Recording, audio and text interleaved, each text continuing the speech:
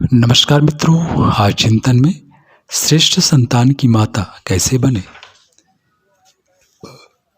माँ बनने जा रही स्त्री के निकट संपर्क में रहने वाले लोग ही ऐसा वातावरण निर्मित करें जिसमें गर्भिणी प्रसन्न, उत्साहित, आदर्श और स्निग्ध स्वभाव की बनी रहे। शरीर पर विशेष भार पड़ने से उन दिनों महिलाएं विशेष संवेदनशील हो जाया करती हैं। वैसे ही स्त्रियां पुरुषों की अपेक्षा अधिक भावुक होती हैं। इसलिए परिजनों को उन दिनों विशेष रूप से यह सावधानी रखनी चाहिए कि गर्भवती स्त्री परिवार की समस्याओं, स्वजनों के संबंध तथा अन्य घटनाओं के कारण खिन्न न हो। इसके लिए यही किया जा सकता है कि ऐसी बातों की सूचना और चर्चा गर्भिणी से न की जाए जो मन में क्लेश उत्पन्न करे। सर्वाधिक निकट आत्मीय होने के कारण पति से तो भी और भी खुली होती हैं। इसलिए यह काम पति अच्छी तरह आसानी से कर सकता है। घर के और भी सदस्य अपना पारिवारिक दायित्व समझकर इस दिशा में सचेष्ट रहें तो बड़ा ही अच्छा है। जीवन भर स्त्री को अपने पति का अनन्य प्रेम और सहयोग तो अपेक्षित है ही। यह क्रम सामान्य गति से चलता रहता है, परंतु उन दिनों जब गृहिणी माँ बनने वाली होती है, पति के दुलार और प्रेम की आकांक्षा और अधिक जागृत होती है। लेकिन सामान्य घरों में पति को गर्भिणी की ओर से निरपेक्ष तथा उदासीन ही देखा गया है। इस काल में कुछ कारणों से पुरुष पत्नी पर इतना ध्यान नहीं देते। वे विपरीत और नीरस व्यवहार भी करने लगते हैं। कारण चाहे जो भी हो, यह अनुचित और गर्भिणी तथा भावी संतान के लिए परिणाम में हितकर नहीं होता है। विशेष रूप से पति गृह व्यवस्था में भी पत्नी का हाथ बटाकर अपना दायित्व पूरा करें। किसी भी प्रकार दुराव छिपाव न रखकर सभी कार्यों को पत्नी के परामर्श से संपन्न करें। उसकी आवश्यकताओं, रुचियों और इच्छाओं को पूरा करने, तृप्त रहने के लिए विशेष रूप से प्रयत्नशील रहें। गर्भवती के प्रति परिजनों को भी सहयोग और सहानुभूति से भरा व्यवहार नीति अपनानी चाहिए। घर की अन्य महिला सदस्याएं किसी कारण से गर्भवती के प्रति ईर्ष्यालु हो सकती हैं। प्रयत्न यह किया जाए कि इस मनोभूमि की स्त्रियां भी अपने कलापूर्ण दुर्व्यवहार को कम से कम उस अवधि के लिए तो पूर्णतया रोक दें। ससुराल में विशेष रूप से सास, बहू, ननद, भौजाई और देवरानी जेठानी की परस्पर संबंधों की खेदपूर्ण स्थिति इस काल में गंभीर रूप से हानिकारक होती है। संभवतया इन्हीं कारणों से ग्रामीण परिवारों में प्रथम प्रसव के समय बहू को मायके भेज देने का रिवाज है। मायके जैसी स्थिति ससुराल में ही बनाई जा सके तो भावी संतान परिवार के प्रति विशेष रूप से दायित्व और उस आत्मीयता अनुभव करने निभाने वाली होगी। प्रायः ऐसा होता भी देखा गया है कि गर्भवती के पास रहने वाली स्त्रियां प्रसव वेदना का अतिशयोक्तिपूर्ण वर्णन करती हैं। इससे गर्भवती स्त्री प्रसव को नितांत अस्वाभाविक और स्वास्थ्य को चौपट देने वाली प्रक्रिया समझ लेती है। उसके मन में मातृत्व का उत्साह मर सा जाता है। कल्पित भय और प्रसव वेदना का अत्युक्तपूर्ण वर्णन गर्भिणी को त्रस्त कर देता है।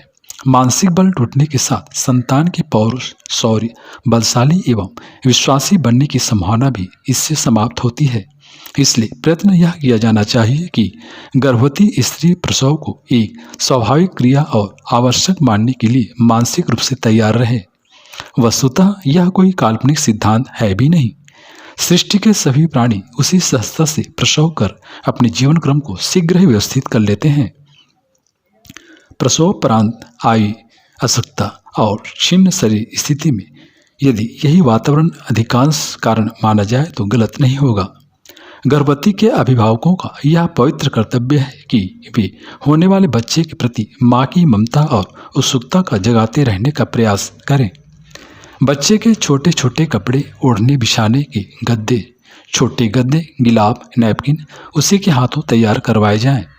प्रसूता के विशेष आहार का कुटना पिसना भी गर्भवती के हाथों से संपन्न हो तो भी यह उत्साह बना रहने में सहायता मिल सकती है।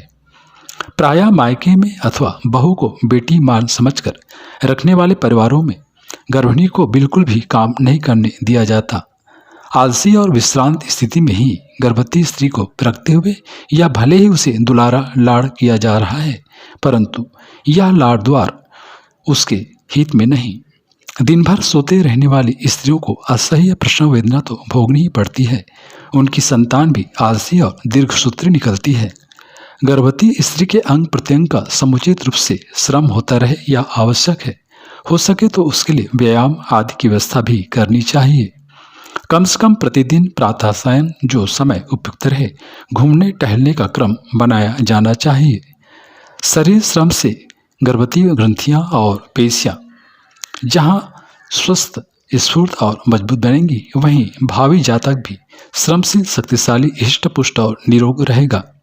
मां बनने का विशेष उत्तरदायित्व गर्भवती पर ही आता है, इसलिए भावी संतान के निर्माण में सर्वाधिक मनोयोग और प्रयत्न करना भी उसी के लिए आवश्यक है। परिजनों का व्यवहार, आसपास का वातावरण और पति का प्रेम प्रदर्शन ठीक प्रकार से होते रहने पर भी गर्भवती स्त्रियां स्वयं के प्रति सचेत न रहें तो कोई लाभ नहीं होने का।